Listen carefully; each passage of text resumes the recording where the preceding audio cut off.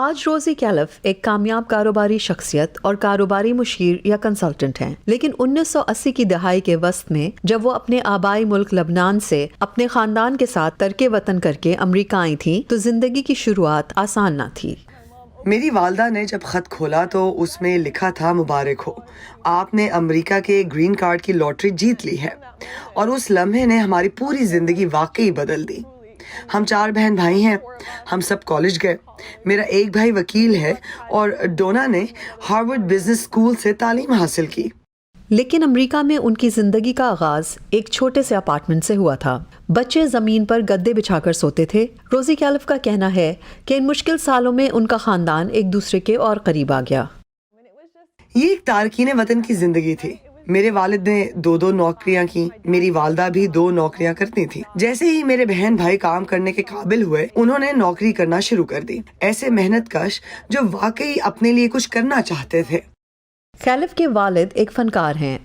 کھلونوں کے لیے پیسے نہیں تھے تو انہوں نے بچوں کو لبھانے کے لیے ایک اور رنگین طریقہ ڈھونڈ لیا، اور اس تخلیقی صلاحیت نے روزی اور ان کی بہن ڈونا کو سرپرائز رائڈ نامی کاروبار شروع کرنے کی ترغیب دی۔ انہوں نے ہمارے لیے ایسی چیزیں تخلیق کی جو ہمیں ہماری زندگی سے کچھ لمحوں کے لیے دور لے جاتی تھی۔ وہ چیزیں ہمیں کچھ سکھاتی تھی، ہم ان کے ساتھ تجربات کرتے تھے۔ یہ واقعی ہمارے لیے سرپرائز رائڈ شروع کرنے کی ایک وجہ بنی۔ ہم نے محسوس کیا کہ آج کل کے بچے اس تخلیقی تجربے کی بجائے اپنی اسکرینوں سے چپکے ہوئے بڑے ہوتے ہیں۔ سرپرائز رائڈ ایک باکس سبسکرپشن سروس ہے۔ ہر مہینے کمپنی ایک پیکج بھیجتی ہے جس میں بچوں کے لیے ایک نیا سرپرائز پروجیکٹ ہوتا ہے۔ ایک مشہور business T V show Shark tank نے ہزاروں کی تعداد میں بھیجے جانے والے کاروباری آئیڈیاز میں سے ان کے کاروبار کے منصوبے کو منتخب کیا۔ ان نوجوان کاروبار مالکان نے اس شو میں سرمایہ کاروں کے سامنے اپنا منصوبہ تو پیش کیا، مگر کسی کے ساتھ کوئی معاہدہ طے نہیں ہو پایا۔ ہمیں یقین نہیں تھا کہ ہمارا کاروبار چلے گا۔ ہمیں یہ بھی نہیں معلوم تھا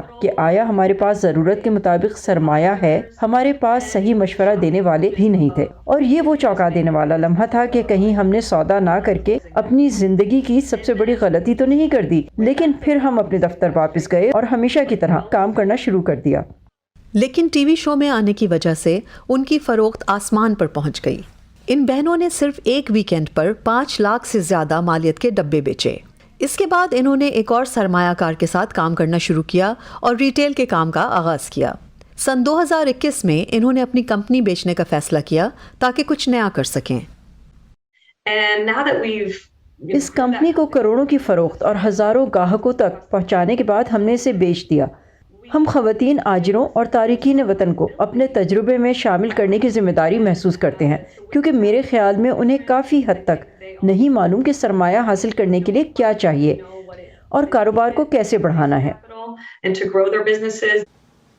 یہ بہنیں اب سرمایہ کاروں کے لیے پریزنٹیشن بنانے میں مدد کرتی ہیں اور صارفین کو فون پر مشورہ دیتی ہیں۔ یہ ایک غیر منافع بخش تنظیم پر بھی کام کر رہی ہیں تاکہ کاروباری دنیا میں نئے آنے والوں کے ساتھ مساوات کا برتاؤ ہو۔